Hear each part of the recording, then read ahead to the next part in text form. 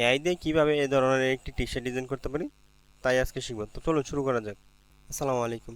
সামনে যেহেতু father's day আসতেছে, তো চলুন আজকে আমরা এআই দিয়ে একটি father's day T shirt design তৈরি করি। তো আপনাদের জন্য আমি একটি প্রম্পট তৈরি করে রেখেছি। তো প্রম্পটটা কপি করে নেই, দেন আমরা আমাদের ক্রোম ব্রাউজারে চলে যাই। ক্রোম ব্রাউজারটা ওপেন করে আইডিওগ্রামে চলে যাও। আইডিওগ্রাম দিয়ে আমরা ফ্রিতে টি শার্ট ডিজাইনের সব ধরনের এলিমেন্ট তৈরি করতে পারি।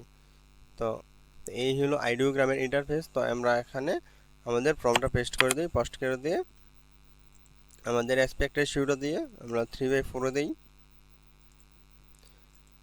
দেন জেনারেট। কিছু সময় নেবে।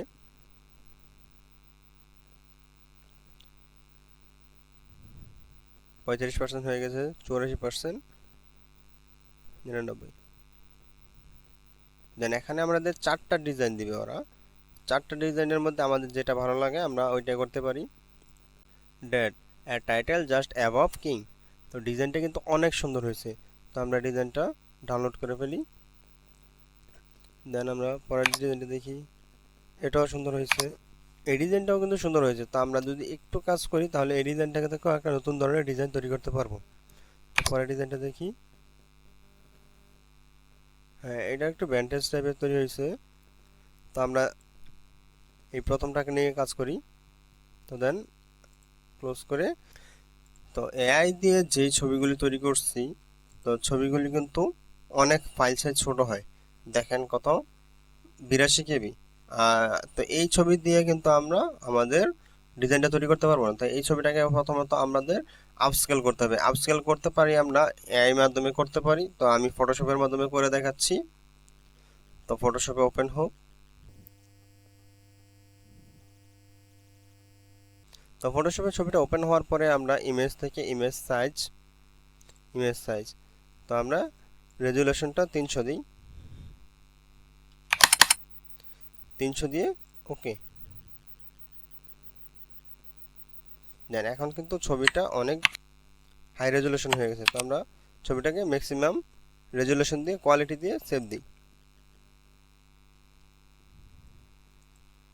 এখন দেখেন ছবিটার সাইজ কত হইলো, প্রায় 2.5 MB উপরে হয়ে গেছে। তো এখন আমরা আমাদের ডিজাইনটা তৈরি করতে পারি। তো ডিজাইনের জন্য আমরা ইলাস্ট্রেটর ওপেন করে ফেলি।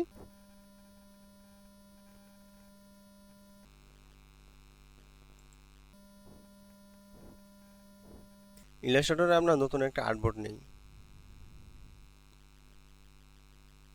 3000 বাই 3000 পিক্সেলের একটা আর্টবোর্ড নেই।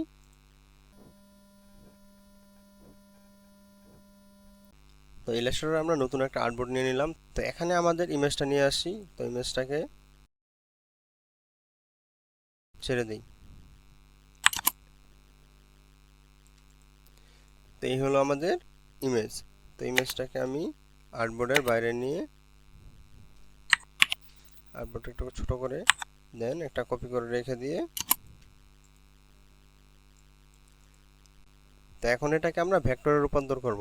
এটা কিন্তু এখন জেপিজিতে আছে, কিন্তু আমাদের করতে হবে ভেক্টর।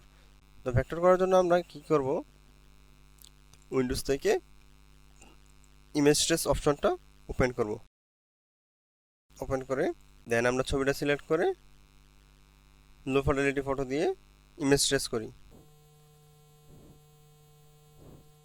আমাদের ইমেজ ট্রেস করা হয়ে গেল। এখন আমরা ছবিটাকে এক্সপ্যান্ড করে দিই। এক্সপ্যান্ড করে দিয়ে দেন আনগ্রুপ করে আমাদের যে বাকি অংশগুলি আছে, বেশি অংশ, এই অংশগুলি আমরা ডিলিট করে দিই। ভিতরে যে ডিজাইনগুলি আছে এই ডিজাইনগুলি এই কালারগুলি কাটতে চাইলে কিন্তু ভিতরে একটা নিচের লেয়ারটা রয়ে গেছে। তো সেই ক্ষেত্রে আমরা কি করব, সম্পূর্ণ ইমেজটা সিলেক্ট করে শেপ বিল্ডার টুল নিয়ে অল্টার ধরে আমরা কেটে দেব।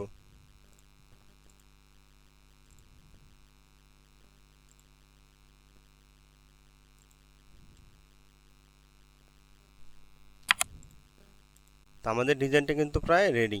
তো আমরা এই ইমেজটা ডিলিট করে দিই। ছবিটাকে আমাদের ভেক্টরটাকে আর্টবোর্ডে নিয়ে আসি।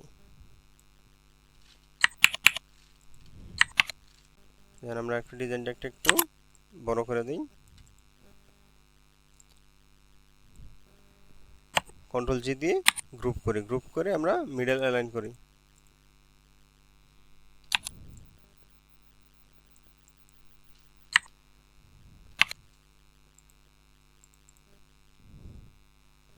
তো আমাদের ডিজাইনটা কিন্তু রেডি।